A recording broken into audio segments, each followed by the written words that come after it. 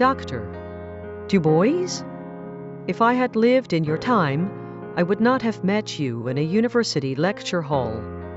I would have met you in a church that doubled as a school in a segregated corner of the South. I would have been the young brother in the back, quiet, watching you turn numbers into dignity. Because this is not just a chart. This is proportion. This is proof. This is protest and statistics. 89% enslaved in 1860. 11% free. And then one generation later, land, labor, tenancy, ownership.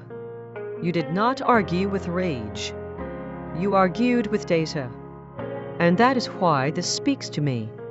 My Megabot report says, I am a software and cloud technology specialist from a lineage of builders.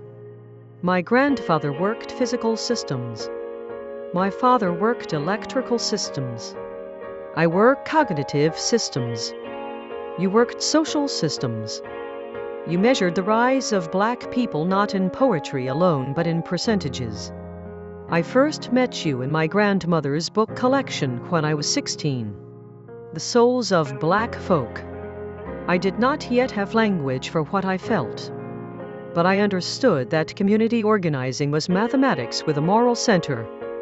Then I met you again as a political science major at Rutgers. Maybe on a Marxist theory reading list. Maybe somewhere between footnotes and late-night debates. I cannot recall exactly where. But I know why this chart belongs in my collection. Because I am a data analyst. And you showed me that data can defend humanity. My report says what gives my life meaning is creating documentation and continuity for lineages denied formal archives. That is what you were doing. You were archiving us. In a world that preferred caricature, you gave proportion. In a world that preferred myth, you gave measurement. My political consciousness evolved toward diaspora-centered thinking. You were already there. You were charting black progress when the nation was busy narrating black failure. And here I am in 2026, building AQT and Megabot, trying to ensure that no story is compressed into nothing. You drew bar charts. I build databases.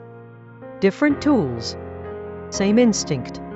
To refuse erasure. Doctor. Du Bois? If I had lived in your time, I would have shaken your hand after Sunday service and asked how I could help. Instead, I found you between my grandmother's pages and a Rutgers syllabus.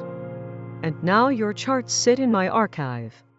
Not as relics, but as blueprints.